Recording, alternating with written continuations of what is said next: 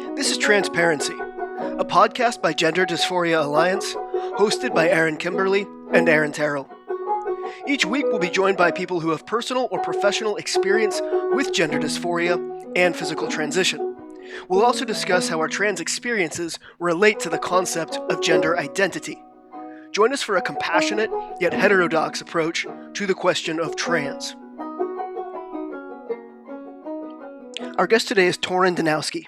He's a 33-year-old man living in Philadelphia, Pennsylvania. He attempted transition twice in his early 30s after struggling with gender most of his life. But once he realized that his gender dysphoria was actually the symptom of something deeper, he began addressing that deeper issue and saw the pain of gender dysphoria begin to subside.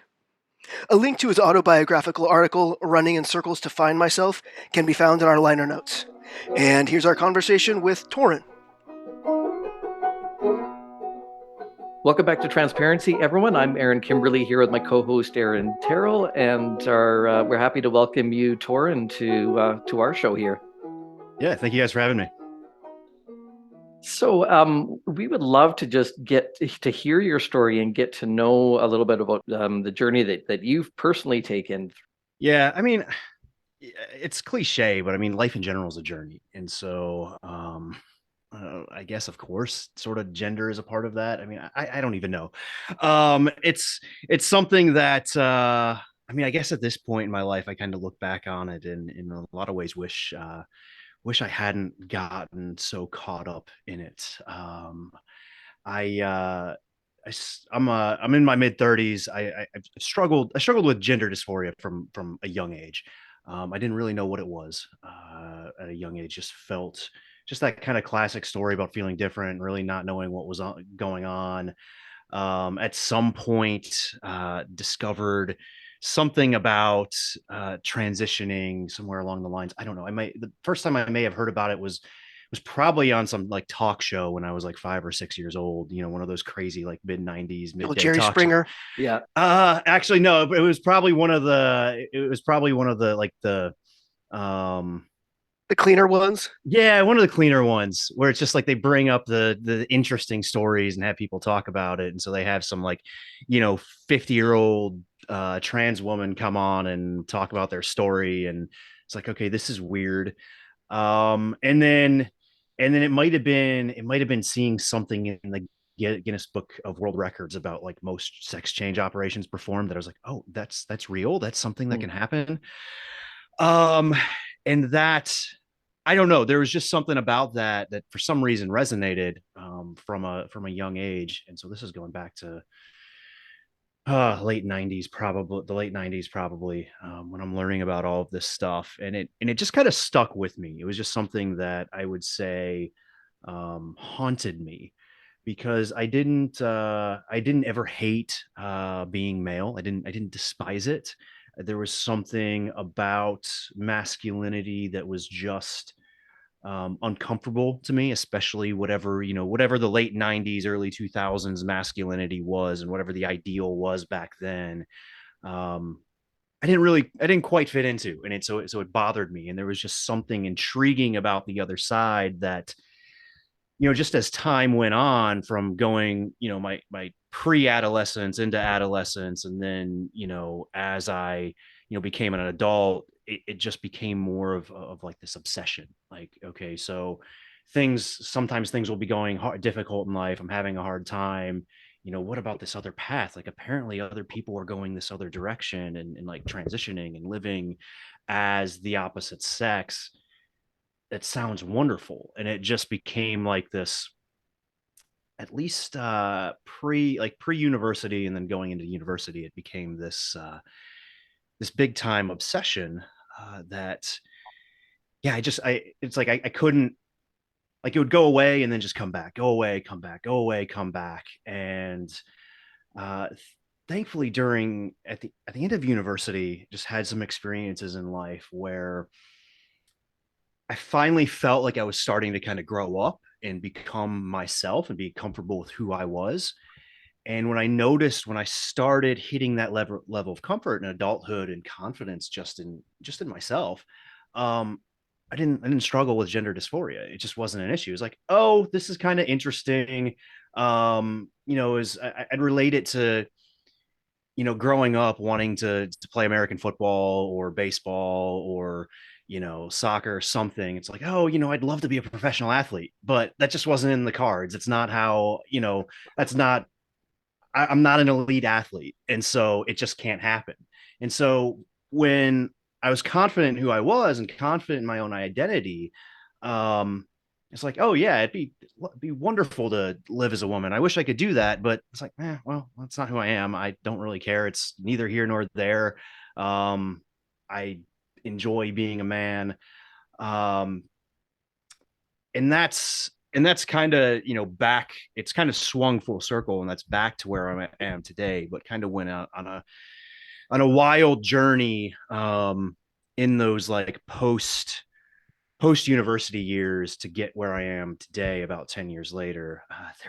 There's a long winding sometimes very dark road in between then and today. Would others, do you think, have clocked you as gender nonconforming in any way when you were a kid? um I don't think, not necessarily, not necessarily outwardly. I was very empathetic as a kid. Uh, I've always been fairly emotional, so there's been some things more on that side that were a little more stereotypically, I guess, feminine, that even I would kind of get made fun of for as a kid, because I wasn't this like outgo like super, I shouldn't say outgoing, like super aggressive like alpha male. I was very sort of reserved. um I didn't grow up in my teenage years just like talking about girls all the time. For me, it was like I was smart, so I was doing well in school, and I love sports. So it's like my friends and I, we would talk about, school, philosophical things, sports. And so then I would have, like, I remember I have this distinct memory, like seventh or eighth grade, a girl asking me if I was gay because I never like flirted with her or something. I was like, oh, no, I'm not, but it's just not top of my mind.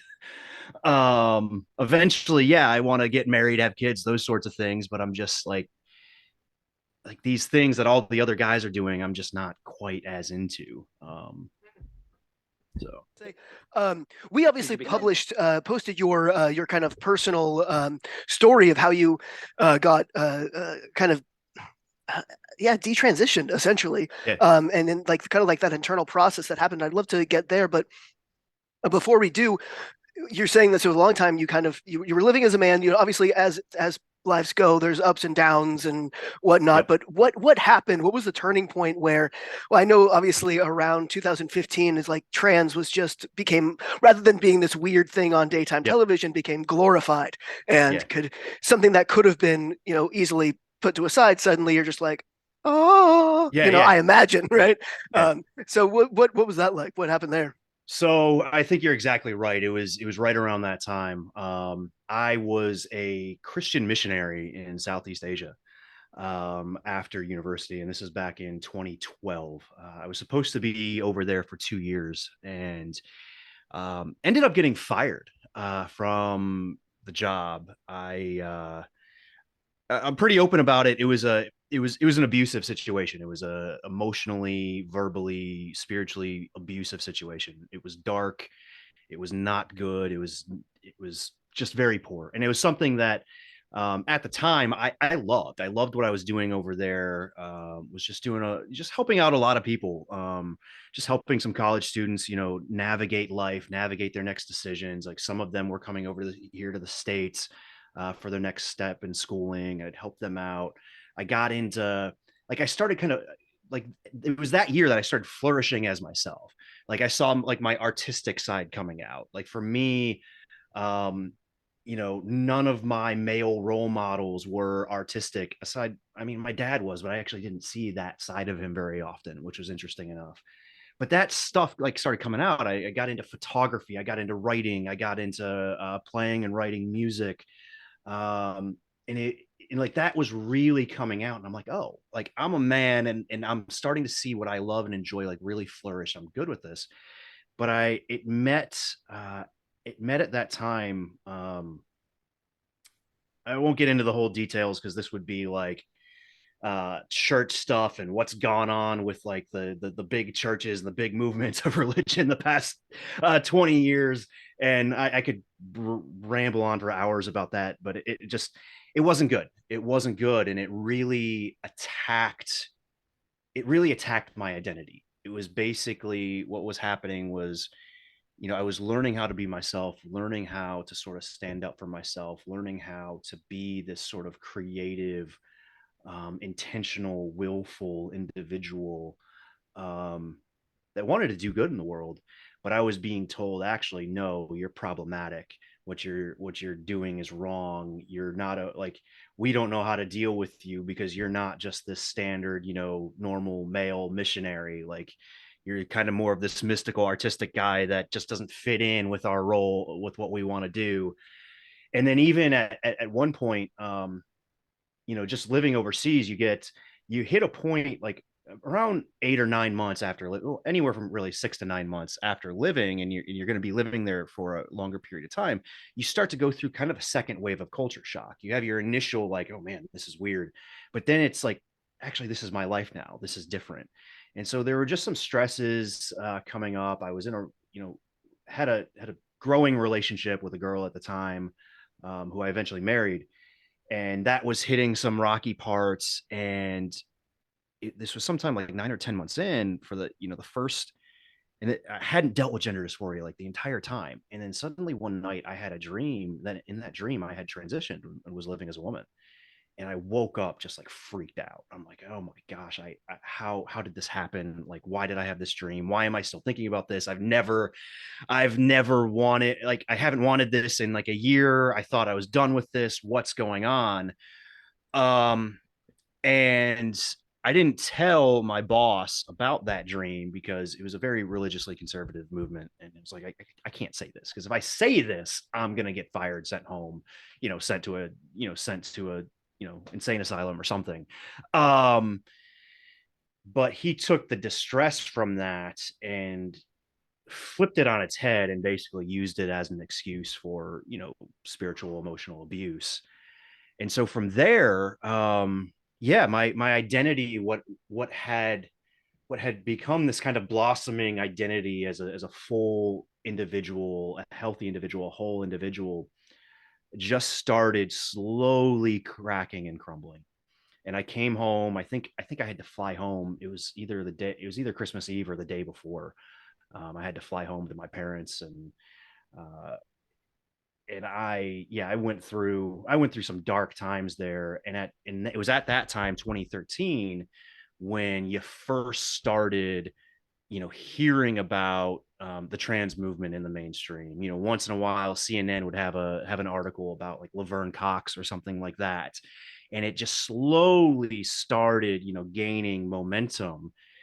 And here I am, like, struggling with my identity. I had lost my faith. I had lost sort of everything that was making me me. I lost, except for at the time, this girl that I was dating. Um, she kind of helped me, like the prospect of getting married and starting a family with her kind of, held it together. But as time went on, we got married in the spring of 2014, and as time went on, I was still suffering from sort of the post traumatic stress of the abuse and the firing and the things that really went on, and I didn't recognize it as such. I'd have these little things that would happen. I'd like go to try to buy a car, and because I couldn't find like a perfect car, used car with absolutely nothing wrong with it that was in my price range, like I'd have like anger, like explosive anger over it for just like no reason. Um, and as time went on, like I got married, I was like really successful in my job, but I was still just so like something was wrong. Like, what is wrong with me? Why can't I enjoy these things? Why am I still in so much pain? You know, going through the sort of religious aspect of it, like, does God still love me? Like, what's going on? And during this time, 2015, 2016, it just the trans snowball just started rolling.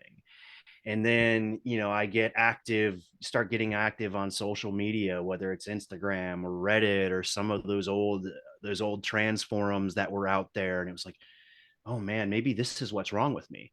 Maybe the reason why I'm in so much pain and just don't seem to be able to function and live life to the fullest is because I'm actually trans. Like I actually have this like female brain inside of my body, and I need to go and do these things.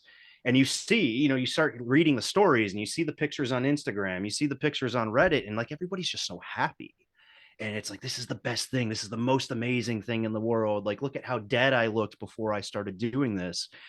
And then at one point my wife, as I was just kind of crumbling mentally, my wife just out of the blue left one day. And this was about 5 years ago. And uh let's just say I'm still not recovered from that. But that just sort of sent the spiral even further, because I got into this place like, oh my gosh, if she's leaving and if I can't get her to come back, like the only thing I can do is transition. So what does that mean? So then I kind of fought too hard and pushed her even further away, because I was using her as my excuse to not transition, which is it's not a good thing to put a spouse through at all. And it just kept spiraling to at one point I started kind of opening up to some local I started going to a local church here again in Philly, that was more on the conservative side. But I started opening up to some of my friends, and like one of my friends, I sat down one night, we were at a bar having a couple beers, and she's like, your face and your personality just like lights up when you talk about wanting to transition. And it's like, okay, maybe I need to do this. And so this was probably, I mean, I think this was right before the pandemic, so 2020. I was like, okay, I'm gonna do this. And yeah, decided at that point that I was going to go through the process. Yes, it sounds like a What were lot you? of external messages for you, saying you're not fitting our Yep. expectations of what a man is supposed to be. Yep. Have you ever read the book Jesus and John Wayne? I have not. I've heard of it many times actually recently, but I have not read it. It's been a while since I've looked at it, but it traces, and again, I mean, you said you don't want to go into all of the different movements that have happened in the Christian church over the last 20 years, but just touching on it, I mean, the premise of the book is this very, I don't know how conscious it was, but it was a deliberate attempt um, to masculinize according to the American concept of masculinity, to Yep. masculinize the Christian male in Yep. American culture to fit sort of that rough and rugged John Wayne sort of stereotype. Yeah. Yeah. And there's definitely, I mean, I think I've been recently listening to a podcast that was talking about that. And I think to some extent, it's like, I understand why the message resonates, and I understand why in some senses that's actually needed, because in a lot of ways, our culture today is almost like devaluing masculinity and devaluing femininity. It's trying to get rid of both ends of the, for lack of a better word, spectrum. It's trying to get rid of both ends and just make everything blend together. And it's like, actually, that's not really how it works. And so there was an aspect of that really, uh, like really fit with me. And that's why I got so involved and ended up becoming a missionary. It was because like, hey, like I do like some of these aspects of masculinity, and I do like some of the aspect of, say, making the church a little bit more masculine, a little bit more like punk rock, rebellious. um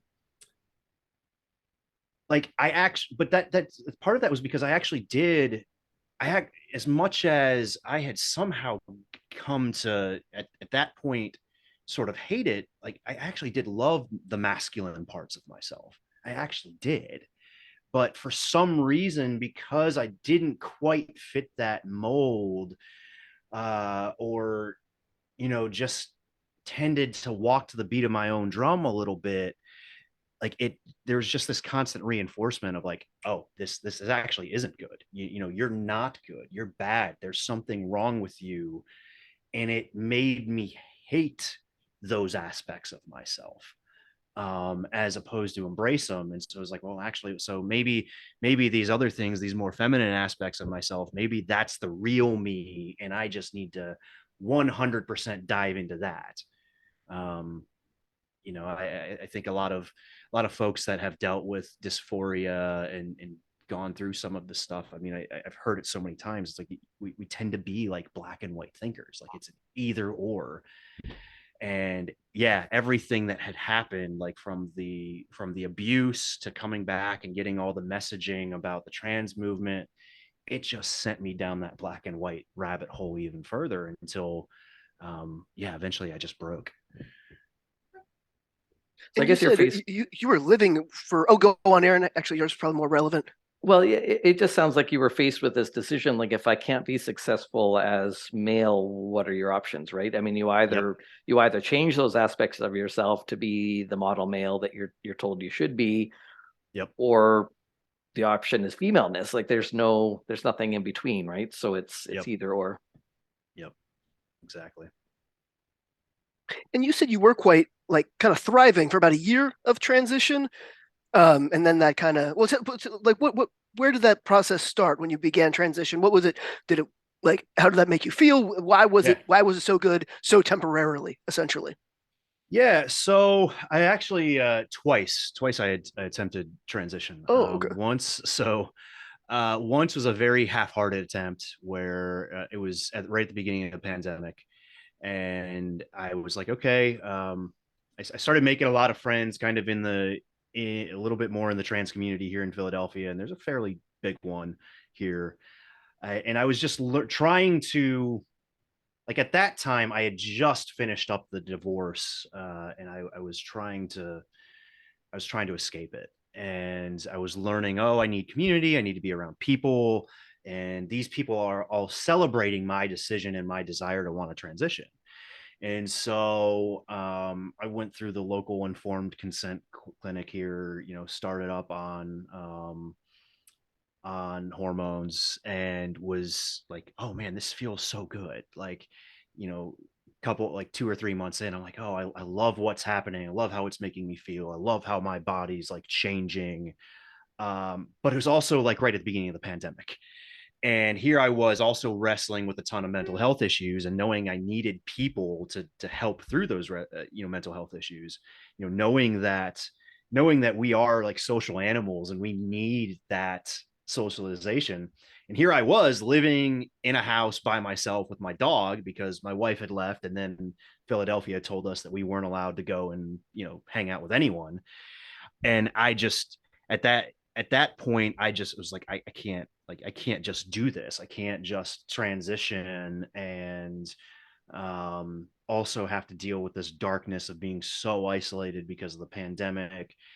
I started kind of diving back into some of my faith and reading some things and trying to figure it out. And at one point, it hit this, and this is only a couple of months in. So this is probably like, I probably started hormones like spring of 2020, and this was like summer of 2020. I was just like, actually, maybe there still is this aspect of me that really does actually love my masculinity and my manhood. Maybe I shouldn't be doing this. And so I stopped. But I stopped in a way that was like, now because did this, I have to go, and again, black and white thinking, it flip the other direction. It was like, okay, well, I got to figure out a way to get my wife back. Um, Again, not just not healthy, just not healthy thought process at all. And this went on like just a almost a violent kind of flipping back and forth for probably 6, 7, 8 months. 2020 going into 2021, like, oh, I have to figure out a way to make things work as a man, or I have to go back to transitioning. And eventually I got to a point in the spring of 2021 where it's like, I can't deal with this anymore. I just can't deal with the back and forth. I need to make a decision, do something. And since if I keep going the route of trying not to transition, since that's not working, I'm just going to dive back into it. So that time I was like, okay, I'm gonna dive back into it. So I went back on hormones in spring of 2021. Only told a few people. I mean, I wasn't very open about it, and then eventually, fall of 2021, I came out publicly on social media to friends. Family knew about it for the first time, and aside from my immediate family and some of my church, uh, everyone was like universally like so supportive because well, that's what they're supposed to do. Um, and I was getting involved in just some political things at the time because I was just so frustrated with what was going on. I think, for me, I mean, call it selfish. I don't know. I mean, some aspects of it were very selfish, but like I suffered deeply from having to deal with the pandemic stuff. It crushed my mental health. And so I was like, there's got to be some sort of middle ground between what the city of Philadelphia is doing and just a free for all where, everybody potentially gets sick and dies. Like there's got to be some sort of middle ground. And because I have a differing opinion, I shouldn't be shunned and that sort of thing. And so I got heavily involved politically, and started speaking out against mandates and stuff going on here. And like people loved it. Like, and I was part of the U.S. Libertarian Party and a wing of it that was tended to be more socially conservative, as opposed to some other wings of U.S. libertarianism that are a little bit more libertine and are just like, oh, anything goes, like do whatever you want. The wing I was involved in was a little bit more socially conservative, and they loved to have. I mean, they loved having. Um, well, I actually should say I'm probably speaking a little bit too specifically here. I think a lot of them sort of being socially conservative, struggled and maybe disagreed with my decisions to transition, but they loved the fact that I was still involved, still on their side on a lot of things, and understood and even agreed with some of the misgivings they had about, say, trans culture and the politics involved in it and that sort of thing. And so I, kind of quickly shot up to where I was pretty prominent.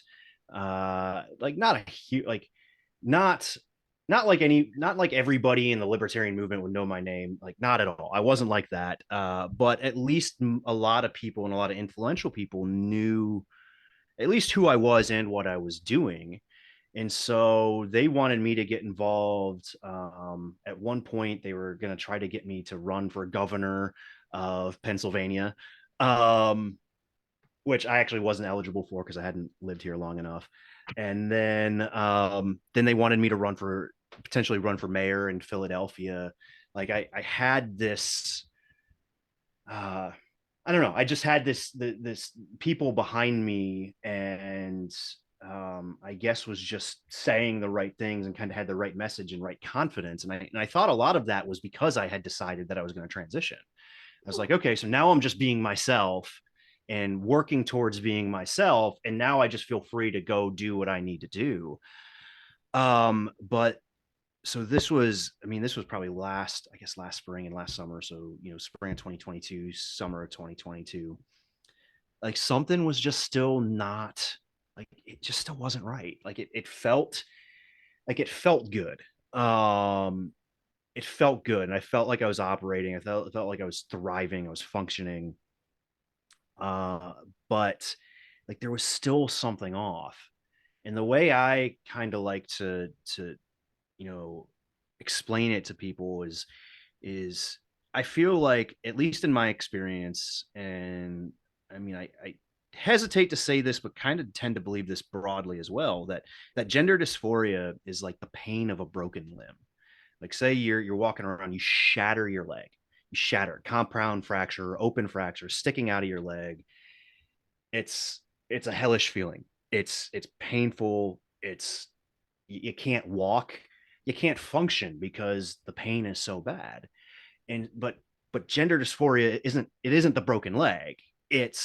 it's the pain from it. Like there's something broken underneath that. And so what I started realizing was like, okay, there's something here that transition isn't addressing.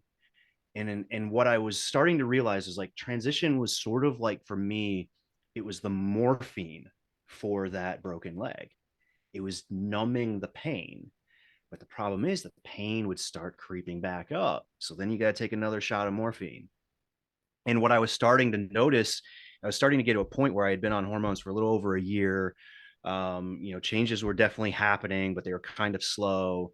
And, you start talking with people online and on forums, and you start wondering, well, okay, so what do I do next? Are there like surgeries? Are there more drugs? Is there more things that I do? And it was starting to hit me like, oh, each one of these next steps, it's kind of just like another shot of morphine here.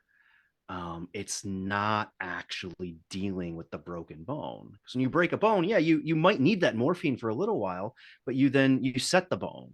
You either set it with a brace, a cast. Sometimes they have to go in and put a steel plate in there to fix it. Like, but you have to treat the bone. If you don't treat the bone, then it gets infected. The leg starts dying in worst case scenarios. And in some ways, I'm very just grateful and feel blessed that I started realizing, oh, wait, there's still a broken bone here that I'm not addressing. And then at one point, I had like just a hellish weekend, like a hellish mental health weekend where I was not doing well, and I was starting the process of like getting on the ballot to run as a state representative and then run as mayor and these things. And everybody loves me, and I was just miserable. And I said, why am I miserable? Why do I hate myself so much? Why do I despise myself so much? And I started asking these questions. It's like, okay, why do I hate myself? Like other people in my life have loved me. Like the people in the Libertarian Party seem to love me. My parents love me.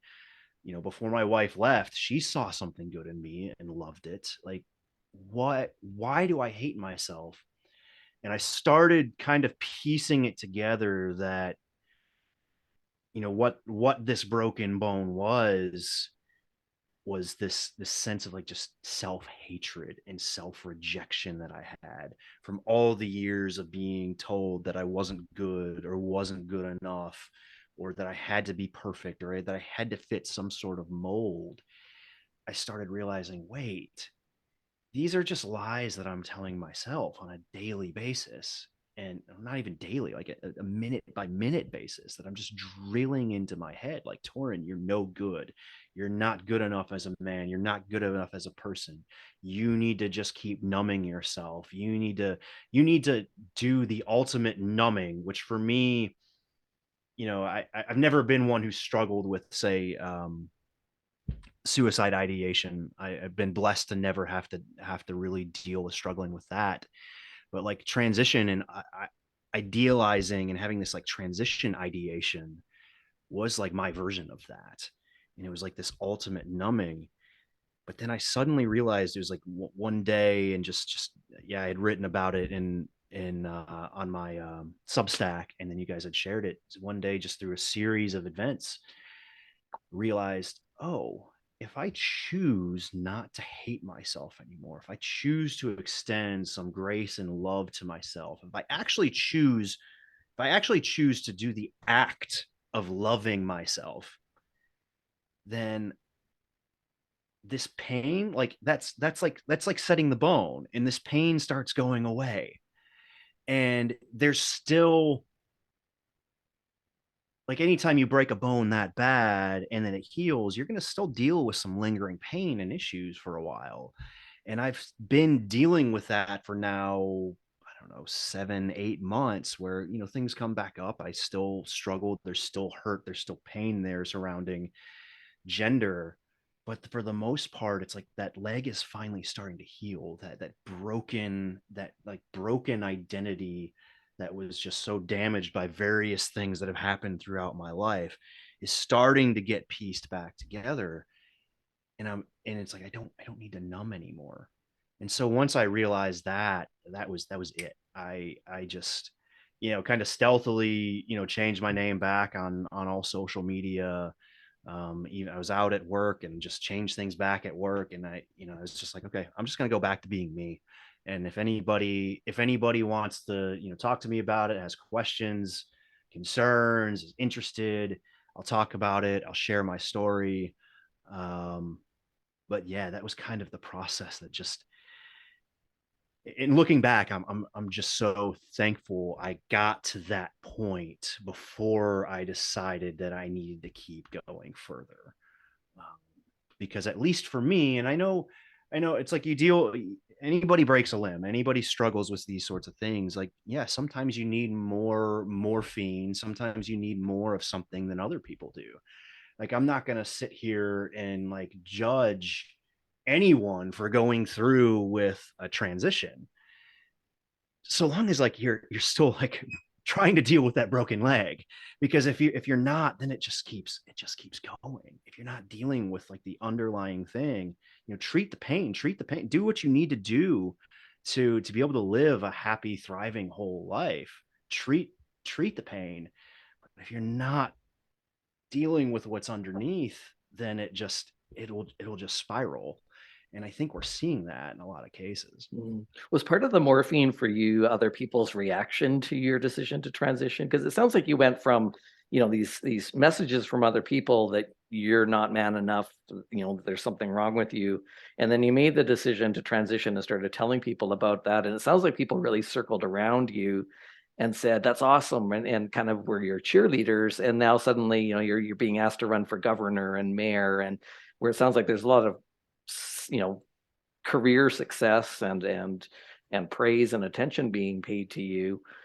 Was that part of the morphine for you? Is that like, I wonder how it would have been differently if everyone around you said, well, are you sure, man? Like, yeah, I think 100%, because I think that was the main thing. Because I've told people since then, is like, I feel like if I had been born, say, 10 years earlier and started struggling with things the way I did when I did, and it had been so still, socially a taboo, if it was 2010, 2011, as opposed to 2020, 2021,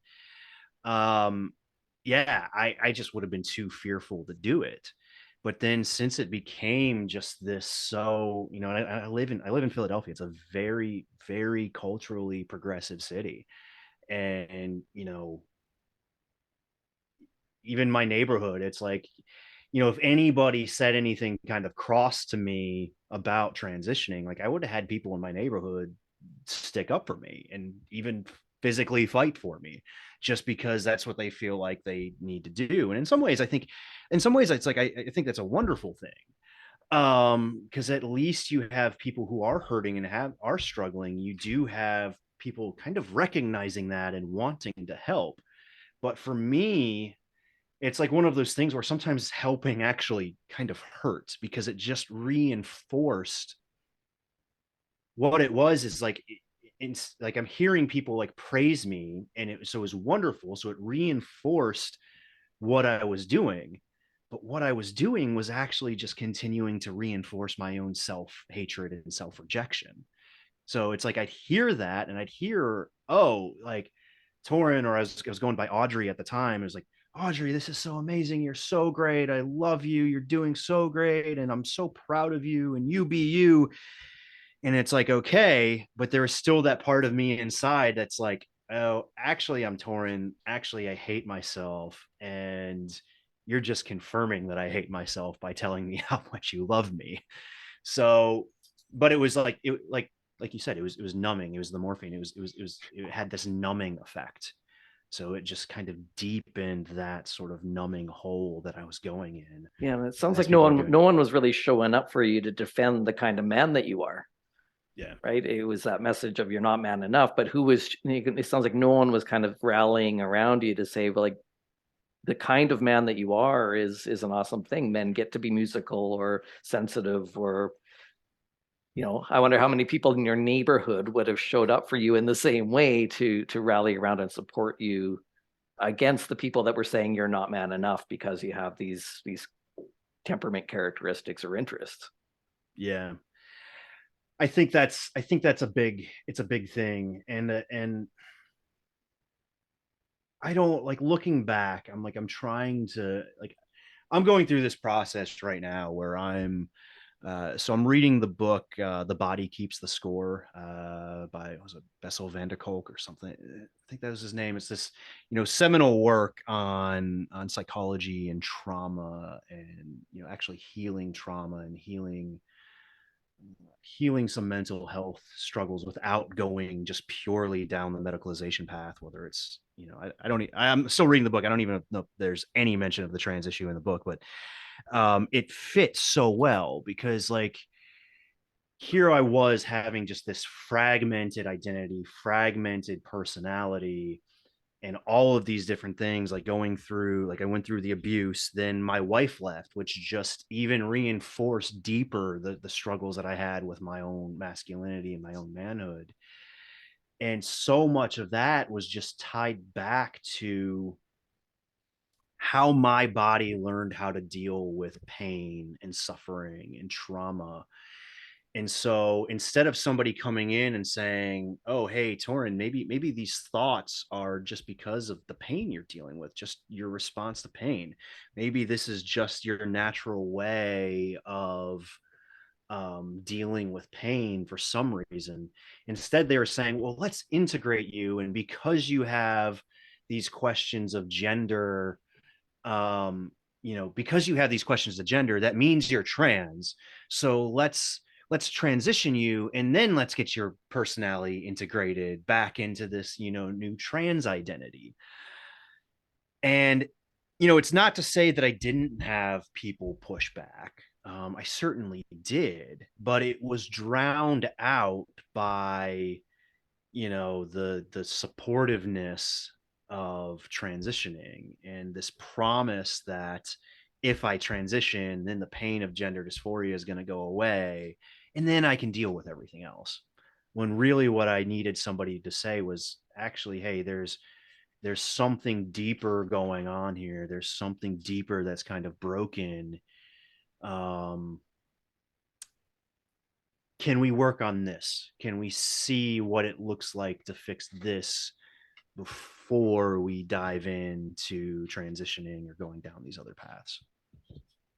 It sounds a lot like you had, so that kind of internalized, like, yeah, that self-hatred you kind of funneled into the dysphoria diagnosis, which then you could funnel into a clear solution, which was transition. Obviously that's going to be really appealing to, and then again, then external reinforcement. It's pretty impressive that you kind of on your own just realized, I'm just going down this morphine conveyor belt, Yeah. and it's like, so many people don't, right? They just continue doing it until, because you go on the forums and you're like, well, I did this, but I still don't feel like I'm really where I need to be. And they're like, oh, well, the next thing. And then you get until there's no more things. And then what? So that's great that you identified that process quite early before not like irreversible things. Yeah. I mean, I feel very blessed and lucky to have that. Like, I mean, I've told people I've been gifted and cursed with introspection. I'm a very introspective person, and in some ways that helps a lot. Like, I tend to know myself and be able to dig out insights a lot quicker than a lot of people. But then at the same time, I can go down these rabbit holes that I just can get stuck in. And gender dysphoria ended up being one of those rabbit holes. And unfortunately for, people that struggle with gender dysphoria, not everyone has that introspection. Not everyone is able to go through and make those decisions. I mean, especially kids. Right. Especially kids. I mean, this was hard enough as an adult that was, struggling with this going into my 30s, and now being in my mid 30s. Like, how is a 12-year-old actually going to be able to figure this out? How's a 16-year-old? So yeah, I just felt very blessed to be able to kind of make these connections and you're like, okay, maybe maybe there actually is a way. Because I think I got to a point when I finally, started seeing the self-hatred and deciding to reject it. I was like, actually, maybe there is a way to live and thrive and not have gender dysphoria be this constant overwhelming presence. um Maybe there is, because what I was told was either my choices were between being miserable, and which a lot of people will say, that choice is actually suicide, which again, I never struggled with that, so I was never going. I don't. I mean, God willing, I won't ever want to take my life. Um, but it was like, okay, being miserable or suicidal, depressed, just a lump of cells and nothing more, or you can transition and thrive. And that's what you're sold. And Mhm. now, like, I finally realized, like, oh wait, there is a path forward that deals with actually loving and taking care of myself. That is it's like a third way. Like those, it's a Mhm. like we've the way I've put it, at least in one of my writings, is like we've traded a true binary of sex for a false one that's, well, transition or die. It's actually, no. There's a million options in between, and we should be seeking to find the one in between that allows us to be healthy, whole individuals. Yep. But those of us with the black and white thinking, as you mentioned, we have a hard time recognizing that. Oh yeah, yeah, yeah. And I still struggle with that. I still struggle with it on a daily basis. And it's not just gender, it's like so many other things. It's like, oh well, if I didn't do this at work, that means I'm a complete failure. And actually, when in reality, well, my boss didn't care. Like, it wasn't that big of a deal. But my mind immediately goes to like absolute best or absolute worst on everything, and it's black and white. And yeah, it's like I wish there had been, in the mid 2010s, I wish there had been more people thinking along those lines and questioning along those lines, so that, I would have had somebody say, well, actually, let's not think so black and white. And to be fair, like therapists and people that I talked to did recognize that. Um, they did recognize my black and white thinking, and they did kind of push back on some black and white thinking. But the kind of the way things are going in with therapy and psychology and gender and all this stuff, it's like, well, if I said I wanted to transition, then, well, gosh, I should transition.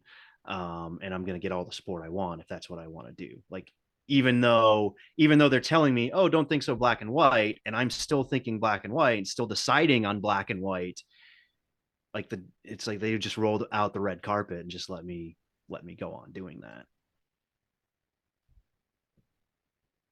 And you went through the informed consent process, right? Because you were an adult. You didn't, and in Philadelphia, I'm imagining you don't have to have like therapist letters and whatnot to get uh, HRT. So that wasn't even that part didn't even come into it, right?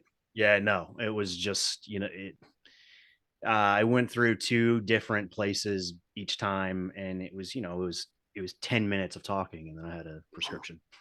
It was like, oh yeah, I want to do this. Great. Do you know about some of the risks? Yeah, I know about some of the risks. Oh, but do you know how great the benefits are? Like, oh yeah, I just want those so bad. It's like, okay, great. You'll have your estrogen in a week. Like, great. Yep. um, so I mean, and for me, again, like, for me, I'm a very introspective person, so it's not like it's something that it's not so, like it's something that I hadn't processed. I mean, I'd been dealing with it for 20 years and had processed and had come to this point where I felt like I had no other option. And so I guess in theory, the sort of informed consent model would say, well, I was the perfect candidate for it. Um, but yeah, looking back, it's like, gosh, I wish there would have been even more gatekeeping. I wish there would have been like, I mean, I personally now look back on it and wish like it would have been completely impossible. I wish it would have been completely impossible to even try to go down that route, because um it took away the things I loved most in my life. It took away my wife, who I loved dearly, and like I haven't even gotten to speak to her now, and I haven't spoken to her in 4 years, and it's like that. It's heart. It's like it's gut wrenching, because it's like when I made the vows that I did, I meant them, and I never wanted to leave. I never wanted her to leave, and it's just like, man, I screwed this up. I made a horrific decision, that I wouldn't have made had it not been an option, and it had it not just been this thing that was so easily available. So yeah, yeah, processing through all of that, and like just how easy it was to just go down that road. I'm still grieving over the decisions that I made, because I just like I wish I would have known what I've kind of gotten to learn these last like 6, 7, 8 months, and been like, man, if I just keep kind of sticking it out, waiting a little bit longer, learn how I can, learn how I can change my thought patterns. You can change your thought patterns, you can change your emotions. I was just talking to somebody the other day. There's we as humans don't necessarily have control over our emotions and our desires. um but that's not an absolute statement. It's like we can put ourselves in position and surround ourselves with things that help change and mold our responses, our reactions, the things that we desire. And I wish somebody had told me along the lines like, oh, this desire you have, this obsessive desire you have to transition, it's not this ingrained, set in stone thing. It's not an innate identity. It's not something that's just there and you have to deal with it and give into it. It's like you can actually do things and kind of build structure into your life that helps mold and shape and heal the broken limb underneath, that then changes the desire. But I didn't know that. I didn't know that personally, and I didn't have anybody pushing back on it. So at the end of the day, like now I'm sitting in this place where I I'm sitting in that, weird sort of area between like, yeah, I'm responsible for my decisions. I'm an adult. I made these decisions. Yet, yeah, where were the other adults around me, telling me no? Why were there other adults around me just pushing me and cheering me on as I went? And so now it's like, okay, how do I deal with this state of, kind of being a victim of society, yet also wanting to be a whole responsible human being that takes responsibility for my decisions. It's a weird state to be in. Yeah, I think a lot of trans activists think of gatekeepers as kind of like the bouncer at the bar, right? With their Yep. standing at the doorway with their arms crossed, arbitrarily telling people, no, you can't enter, rather than seeing value in a mental health professional who can just come alongside you and help you with the process. Because it is, whether someone ultimately decides to transition or not, it's a process of self-discovery and healing and integration. And there seems to be very little these days built into the system to just help people with that process, to make sure that that you're self-aware enough to really make that decision for yourself.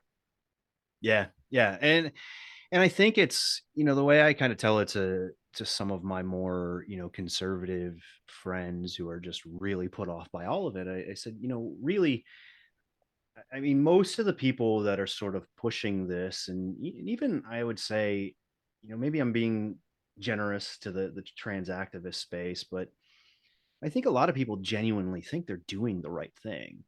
I think they genuinely think that they're helping people and they're helping prevent people from hurting themselves in the future and helping them to be their true selves and live their best life. But like you said, there, it's like it's this distorted thinking. It's like thinking about it as the careless bouncer as opposed to, you know, sort of someone who's helping to kind of shepherd you along in life and help you grow as a human being. So like, I mean, I'll never like, out of the therapists that I've talked to, it's like I'll never say anything bad about them, because most of, like, the ones that I talked to over the years have been genuinely curious. Like none of them actively like pushed me down a transition path. They also didn't really push back. But that was because, you know, that their specialty wasn't gender. Like, I mean, I guess there are, you know, people like therapists that specialize in gender, but that seems, you know, from what I hear, that seems to really skew only in one direction in terms of like go transition. But like the people who are caring and do want to help, the only education they have says, well, if they're really insistent about wanting to transition, then like support them in that.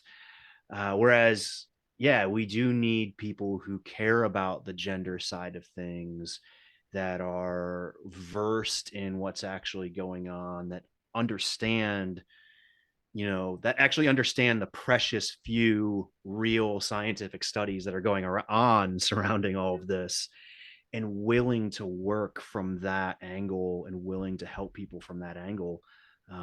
We need, you know, we need far more of those types of people. We need far more of the Abigail Schreiers, the Deborah Sows, um the some therapist lady on Twitter. Like we need far more people like that are willing to just go dive in and really, yeah, um help people, truly help, to seek to understand and not just sort of follow this trend. 100%. Well, thanks for being here, Torren. Yeah, Thanks for telling your guys. story. Yeah, appreciate it. It's been great to chat with you. I enjoyed the article that you submitted and then we posted, but it's been great to just have a conversation with you. Yeah, thanks for giving me a platform to just share. I mean, you know, all I want to, I want to see, you know, I want to see people live, you know, free, thriving lives. I want to see people be whole. And yeah, the reason why I share my story is that, you know, the paths that are popular right now didn't lead to wholeness. And just want to see other people hopefully make better, more informed, wise, healthy decisions. And especially men. I really appreciate you coming on and doing this, because so many detransition men are won't do this publicly and are not anonymously. And so, and it's really very, very courageous and yeah, commendable that you speak out so openly. Thank you. I appreciate that. Great. Thanks for joining us for this episode of the Transparency Podcast. If you enjoy our content, please help out our algorithm by hitting like or subscribe. If you'd like to make a donation, follow the link to our PayPal account. On behalf of the Gender Dysphoria Alliance, thanks for your support.